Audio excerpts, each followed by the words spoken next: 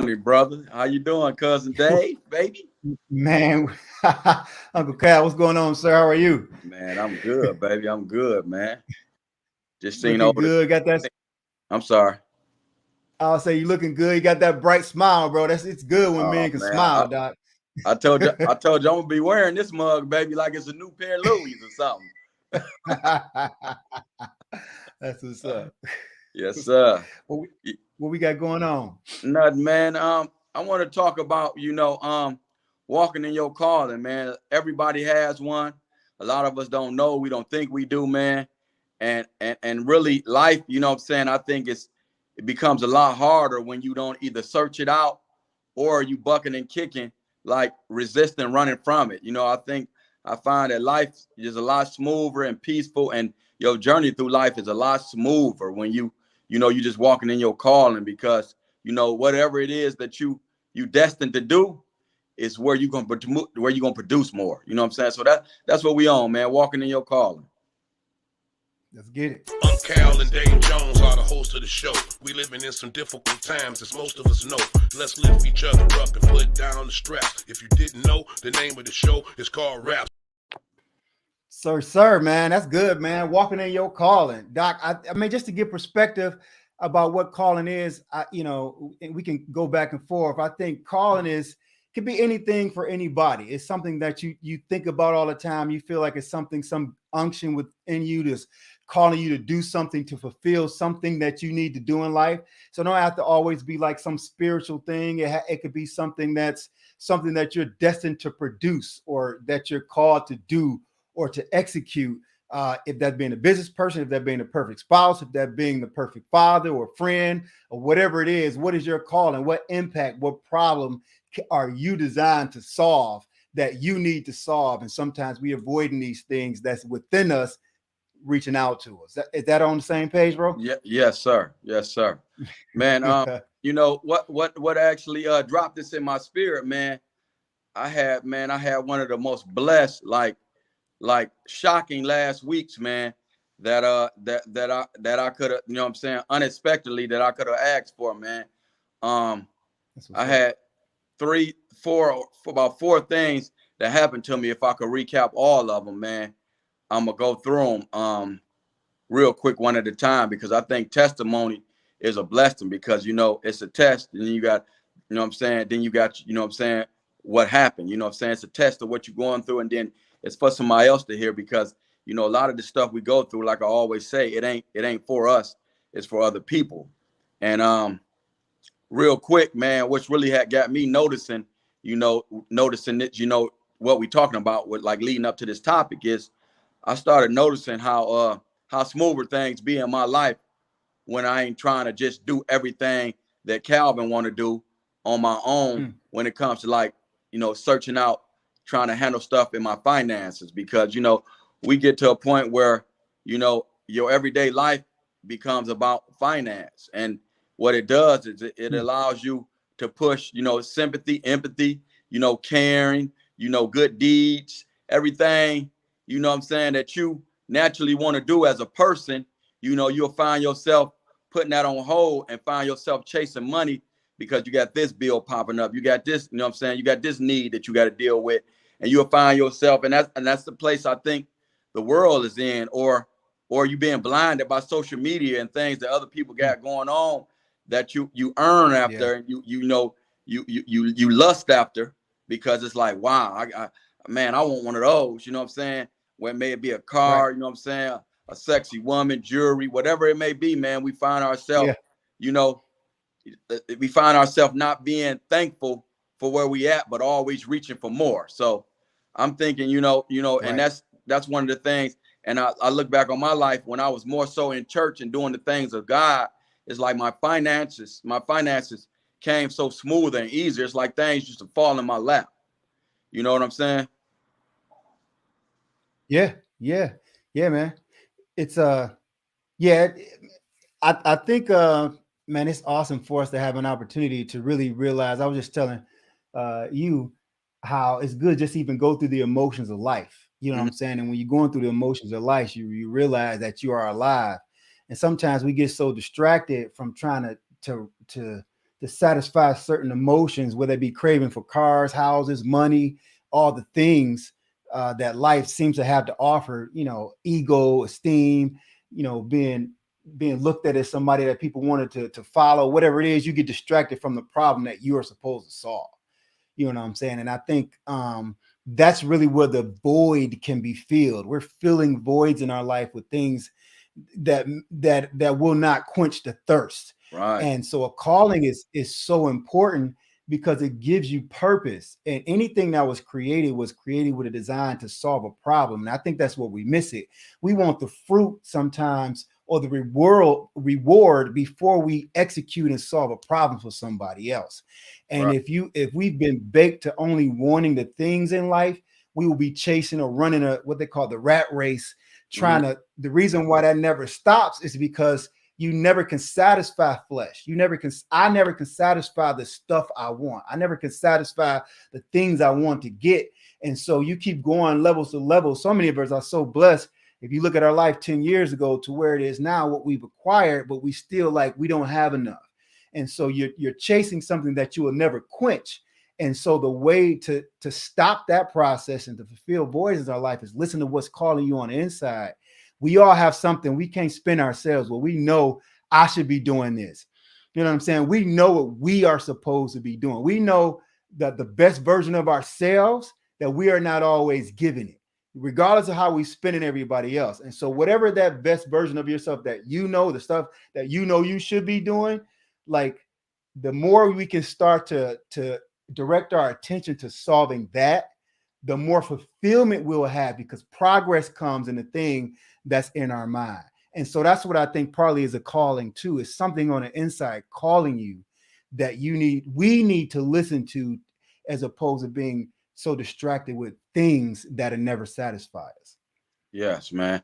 Let me give people a couple of things, man. Like I say, I love sharing testimonies, man, because a lot of stuff we go through, we never talk about, you know what I'm saying? Especially positive stuff that will actually bless other people. And I think, man, sharing some of these things, and I like to use myself as a sacrificial lamb, you know what I'm saying? Kind of like Jesus do, be transparent. And, because if somebody ain't out there like that, man, to just kind of be transparent and not scared to let their guard down and let people hear some of the things that they go through, because we all pretty much go through a lot of the same things, man, then you can't really have something that you can tap into, that you can pull on to help you be able to relate to something, to get through something. So, man, What led me up to this topic, man, first of all, was a lot of y'all watching, man, been reaching out to me in my inbox, calling me on the telephone, even hitting me up on Messenger, man, just keeping us going. You know what I'm saying? That's the first thing. But last week, man, I had a situation happen, and the wife was talking to her, you know what I'm saying, her little brother, not literally her little brother, but somebody that's been in her life since she was a child. And they happened to be talking about a conversation, and, and she was talking to her little brother about something that happened in her world. And the little brother response was like, wow, did this person even, do he even know him? And then my wife was like, no. And she was like, and he was like, well, if the person really knew him, they wouldn't even respond like that, because dude, so 100, if they really would have got to know him, they would have loved him. And I'm like, so her response was, and the guy was like, because I know dude. She was like, huh? She had this guy been in her life her whole life, and he never, shared to her that he knew me. You know what I'm saying? And he's like, yeah, I know him. And he said, man, listen, my first day at GM, he was like, I was kind of nervous and messing up on the job, because I appreciated the opportunity there, but I didn't want to mess the opportunity up, because I was a new hire and they was firing people for messing up parts, and they was getting rid of them fast. And he was like, it was this white guy on the job, and he kept harking down my neck and pointing out the fact that I was messing up, to the point where he almost got me fired. He was like, your husband shut the whole line down and came and went crazy on dude and checked him and let him know that, hey, bro, you was new once and ain't nobody deal with you like that. You know what I'm saying? Lighten up on him and give him a chance. He nervous. And he was like, I'll never forget him for that. You know what I'm saying? He was like, I never mentioned it to you that, you know what I'm saying, I knew him, because in the back of my mind, I just always, you know what I'm saying, had a special place in my heart and just had mad love for dude. And the conversation never came about, but it blew her mind to where she had to call me on a 3-way. I'm gonna blow through these. It was four things that happened. I'm gonna blow through them fast because I know, you know what I'm saying. I don't want to not let you get your words in. So the second thing was, I got one of my line guy. He deal with all my properties, man, and he kind of shut down on me last year. He was going through a lot with his wife. A lot of his workers quit. Like a lot of us workers quit. He couldn't do a lot of business. And the last time I seen him, he was going through some stuff and really depressed because he was losing a lot of workers and his knees was going out and he needed surgery. And I just said, hey man, you know, we was all going through something. Let me pray with you, bro. And I happened to reach out to him. I needed some stuff doing. He got a new truck and this, that, and the other. He whipped up to do some work for me this year. Something just told me to call him. I needed some work done. And I reached out to him to see if things had got better and was he able to do the work. He pulled up so fast, man, to get the work done for me. And the first thing he jumped out and says, man, I ain't charging you for this. I'm like, huh? He's like, bro, it's because of you, man, and that prayer, man. And you just taking the time out to pray for me and giving me hope, man. I was going to give up, man. And look at me, man. I got a new truck. And I'm like, wow, man, I love this truck. You know, I was, just letting them know that. And I had to call the wife and let her hear him say this. I said, dog, you got to repeat this because I just had something else crazy like this happen yesterday. You know what I'm saying? And it had me just like feeling fulfilled, man. You know, fulfillment thing that money can't give you. And then, man, the other thing was my niece, my brother left these twins behind, man. And I've been trying to establish a relationship with them.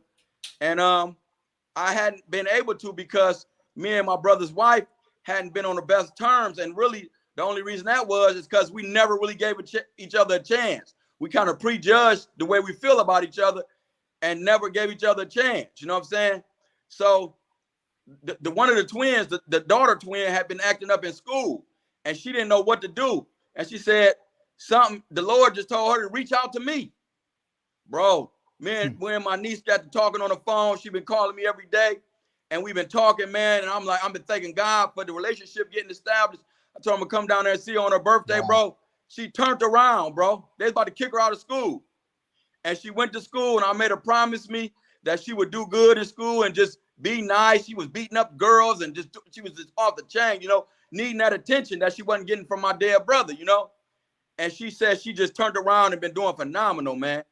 And it just blew my mind. I'm going to see her soon for her birthday. And then the last thing that happened, man, to cap the week off was my man been working on a Christian movie, right? He been getting discouraged, man. And he had called me one day and he hadn't been getting no help financially with the movie. And he been started giving up help. And he had called me, he worked for me. And he had called me the next day and said he couldn't come to work and told me about some things that went on in his life. And I don't want to say all his business, but I'm just giving you the gist of it. But he was talking about, you know, he's talking about killing himself. And I'm like, whoa. So I prayed about that, you know what I'm saying, with him on the phone. And then I prayed about it some more when I got off the phone. And then, you know, God told me, you know what, take a couple of dollars and start helping him with this movie. Because not only is he going to give up on this movie, but he going to start to question his faith in me because it's a Christian-based movie. And he's starting to feel like people, you know, don't have a love for God. And he putting his all into this. So I told him I was going to start helping him with the movie financially. And I also told him, you know, God gave me a word for you. You know what I'm saying? Because sometimes he get frustrated when things ain't going right on the movie set and things ain't coming together for him when he trying to shoot the movie and he don't know how to handle it. So he go to drinking. And God told me to tell him, you know, God and the devil don't dwell in the same room, you know, that he losing a lot of people, not because he financially strapped and don't have the money that it take to do the movie, but because it make people not understand if he really got faith in God and love God, if he drunk talking about shooting a movie, you know what I'm saying, and that represent God. So, but I know where God showed me where a lot of his frustration had to lead him to drinking, you know, the finances for the movie.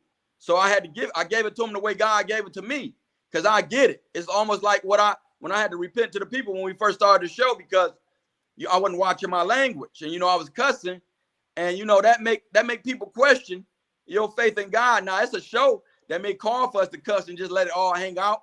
But you can't be talking about God and Mother Ucka in the same senses and this, that, and the third. So when God checked my spirit, you know, I repented and apologized to the people because, you know, pride is everything. If you can't lay your pride down, God can't use you.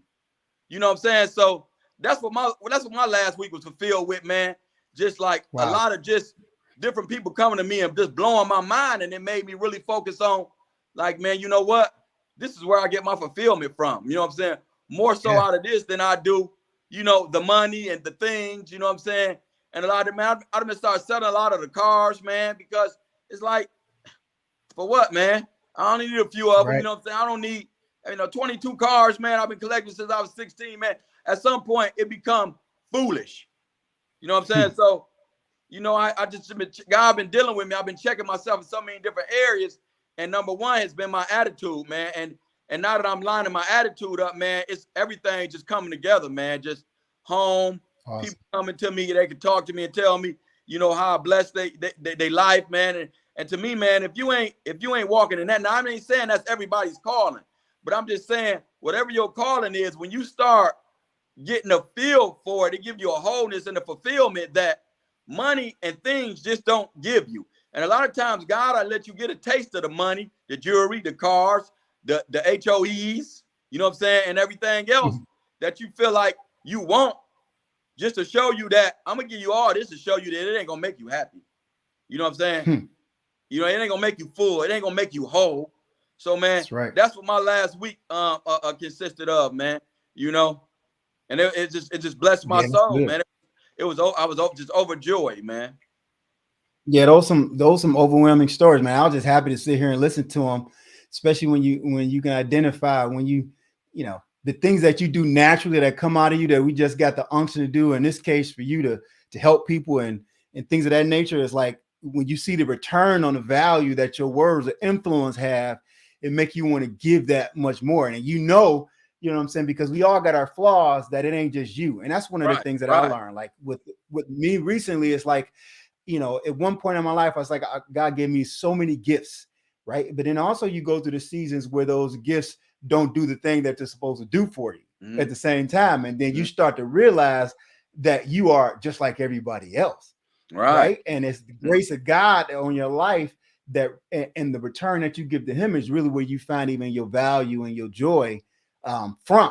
And so, you know, it's so much deeper than all of us. The blessings we get is great, but how many people's lives can we affect if we do the thing, whatever it is for you that we're called to do? And that's kind of, I just had a session just to be transparent with you guys. There's some things that, even though I know these things, that I need to continue to do and to go harder at. And so sometimes you have to reach out to find more accountability partners. And so this is something that I ask that I need. There's always a higher level that I see of myself. And sometimes your own self, you can tell yourself you good.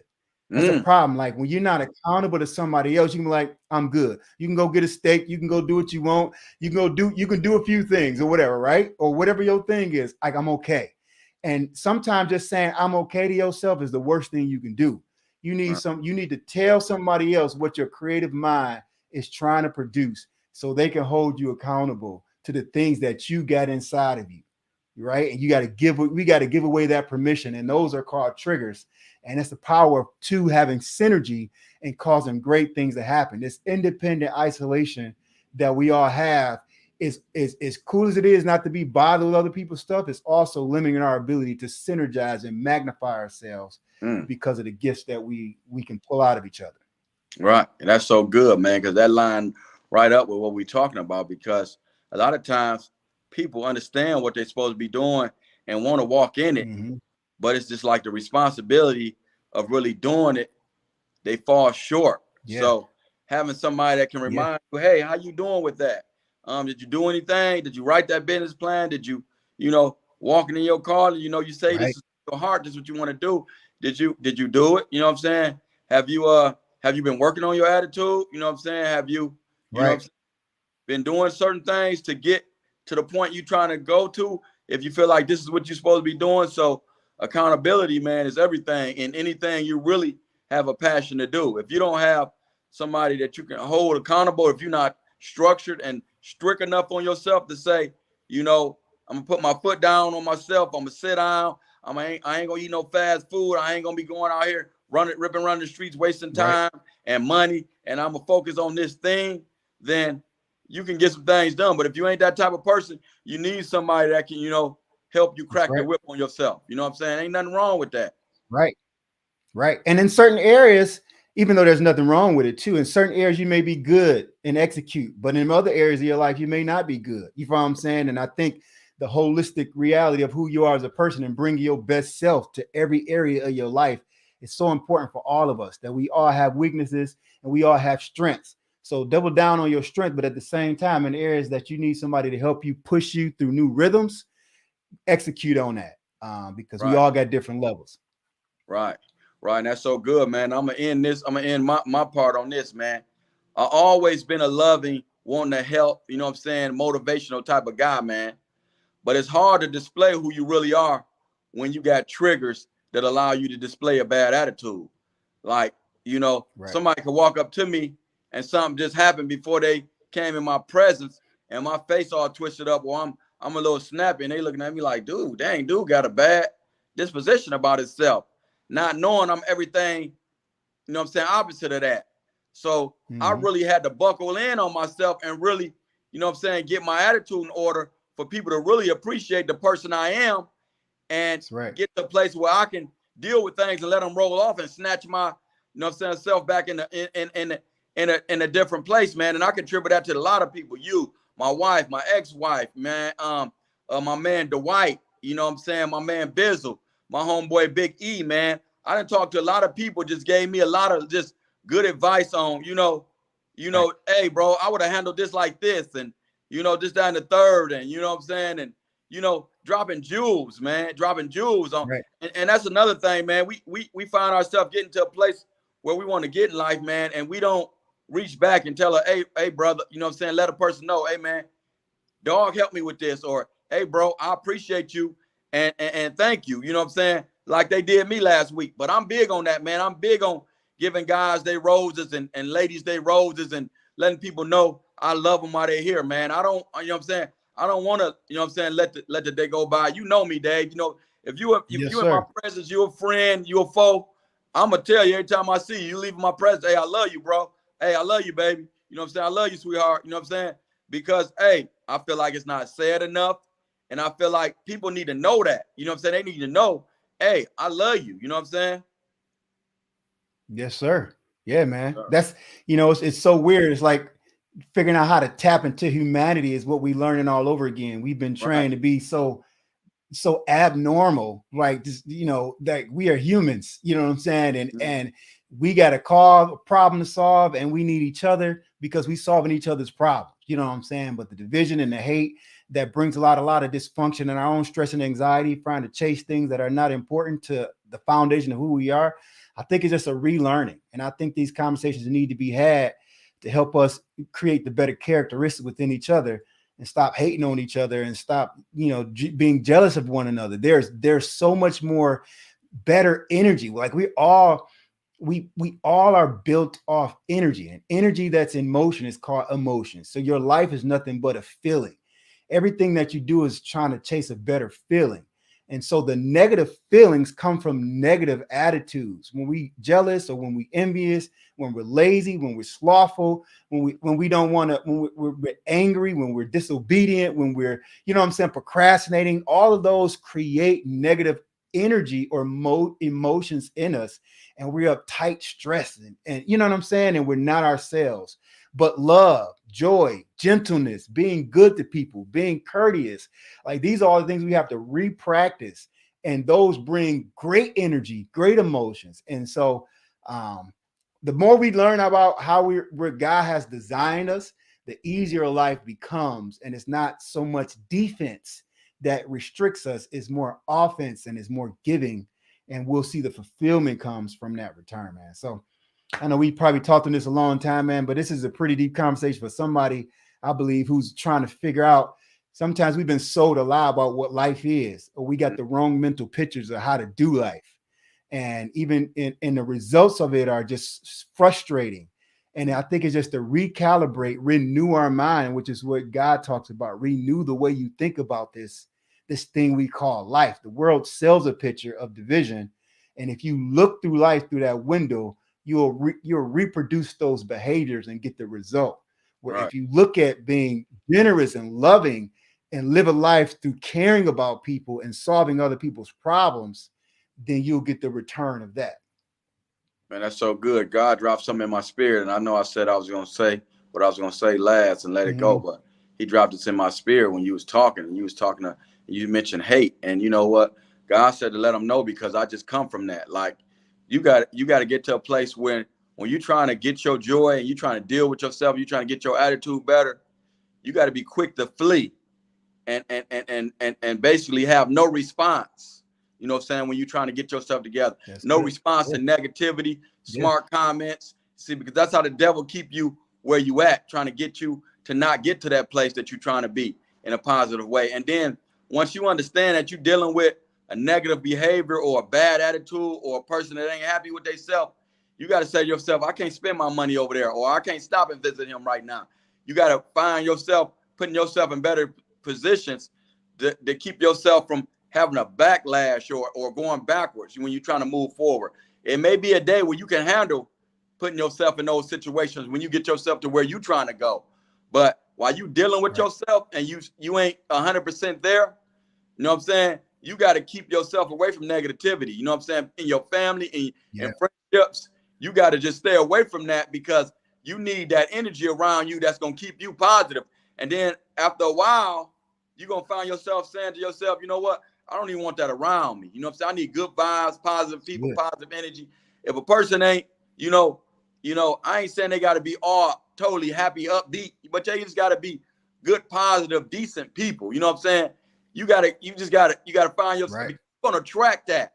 Once you put that out in the universe, I've been noticing that too. Once you put that out in the universe, you're gonna attract that same positive personality. And when you don't, you ain't gotta, you know what I'm saying? You ain't gotta look at it and let it throw you off. You just say, okay, I see what this is. I can't, I gotta stay away from this right now. You know what I'm saying? And that's just pretty much it, man. Man, and you know what? I love y'all, man. If ain't nobody told y'all, you know what I'm saying? I love y'all, appreciate y'all, pushing through with us, man.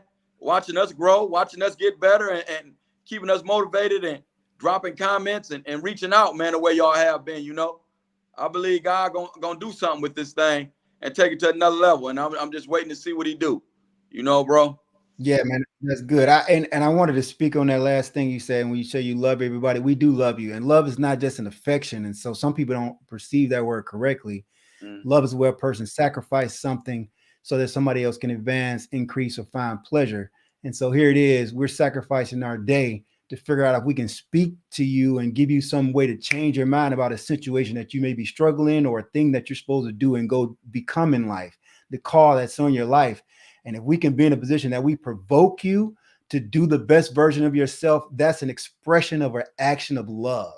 And that's what we mean by that. We just want to see you do better. We all need each other. We all need to be better. And so we do love you. You know what I'm saying? And we need to see that picture differently. What can we do to cause somebody else to become better? And when we operate in that type of lifestyle, then we act like God, because God is love. And so we love you guys, you know what I'm saying? Even in action. And we'll see you on the next one, man. Yes, sir. Yes, sir. Well, that's a wrap. Cal and Dave Jones are the hosts of the show. We living in some difficult times, as most of us know. Let's lift each other up and put down the stress. If you didn't know, the name of the show is called Raps.